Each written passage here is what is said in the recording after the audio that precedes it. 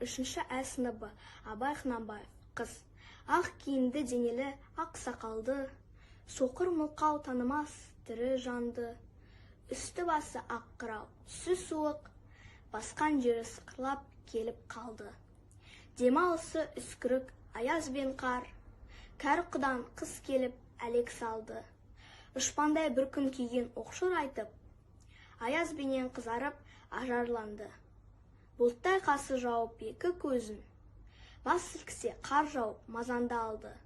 Бұрадай бір құсарқ етіп долдағанда, алты қанат ақ орда үй шайқалды. Әуес көріп жүгірген жас балалар, беті қолы домбығып үсік шалды.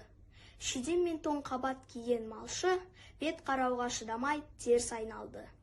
Қар тепкенге қажымас қайран жылқы, титығын қыруына азақ қалды. Қыспен бірге тұмсығын салып қасқыр, малшыларым қор қылма итке малды.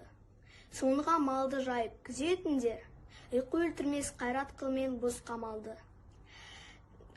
Ит жегенше Қодыбаймен қанай жейсін, қор жіберміна антырған кәрі шалды.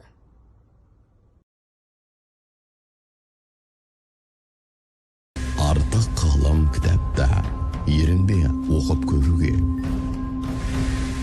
Өзін тәрбиелей білмеген өзгеге өнеге көрсете алмайды. Ғаламда ақылды сақтайтұғын мінез деген сауыт болады.